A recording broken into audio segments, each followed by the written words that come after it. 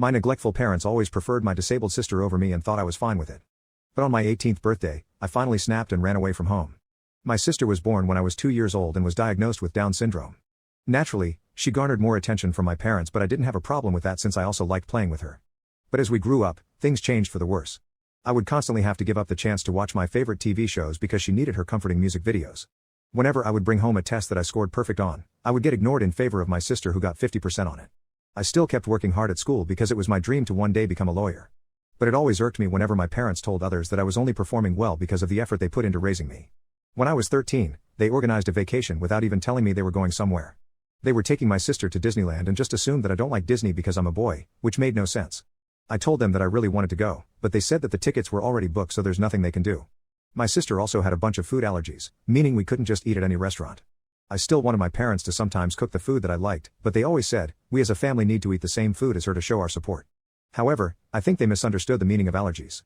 Every time my sister said she didn't like something, they assumed it was because she was allergic to it. When my 16th birthday was coming up, they made a big deal about it and told me that they would take me anywhere I wanted for my birthday party. I told them I wanted to go eat some Italian food at this really famous fast food restaurant. They replied, we can't take you there because your sister is allergic to Italian food. She isn't allergic at all, and actually just doesn't like it, but of course my parents wouldn't admit that. I asked them if they were lying when they told me I could ask for anything, and they got really flustered. Then they tried to guilt trip me by saying, you wouldn't want your sister to be all hungry while you're celebrating, right? I kindly reminded them that they had planned an entire vacation while excluding me. My birthday was a special day for me, so they should be able to compromise a little. But to my surprise, they just flat out refused my wish. For an entire week, they kept asking if I changed my mind and was ready to do the right thing. My answer never changed, however, since I wasn't just going to back down this time. They didn't even care and told me that they had booked the family favorite restaurant for my birthday. The family favorite that they are referring to is a restaurant that is loved by my sister, but I hate eating there.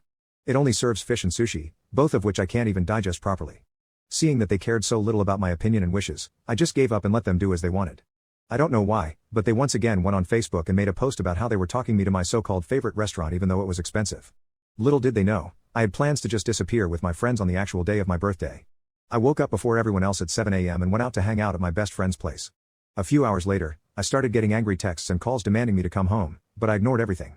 I had a surprisingly good time once my other friends showed up and everyone pitched in to go to the Italian place that I wanted to go to in the first place. When I finally returned home, I was yelled at for wasting a reservation and grounded to my room for an entire month.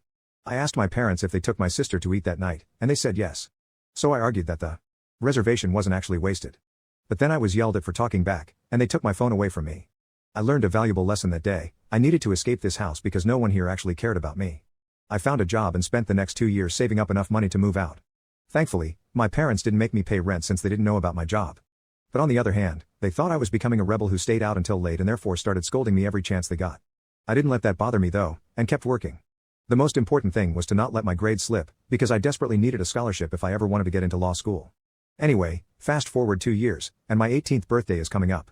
I have saved nearly $3,000 and am ready to move out, having already scouted an apartment.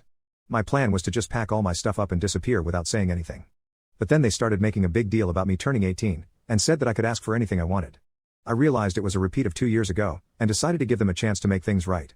I told them I wanted to go eat at the Italian place again, and decided that if they agreed, I would abandon my plans to move out. And of course, they told me to cut it out and that I needed to accommodate my little sister even if it's my special day, completely ignoring the fact that we have been accommodating her for her entire life. The weirdest part was that they once again booked a reservation at that family favorite restaurant and assumed that I had learnt my lesson. One day before my birthday, I decided to tell them my true feelings on the matter. I sat down peacefully and started explaining my point of view of how they were doing things. I never raised my voice, and yet, just 2 minutes into the conversation, I was told to shut up. Apparently, I was a rude, rebellious kid because I couldn't handle them taking care of my sister instead of me.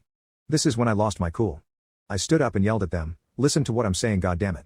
It's not a matter of who you're taking care of, it's a matter of who you love more and who you don't love at all. I yelled a lot of things, none of which I regret in retrospect. But, thanks to that, I was grounded and the next day they went to the restaurant without me. Which gave me more than enough time to move out without dealing with their confrontation again. Now, it doesn't matter if they grow up and suddenly decide that my life also matters, because as far as I'm concerned, I became an orphan on the day my sister was born.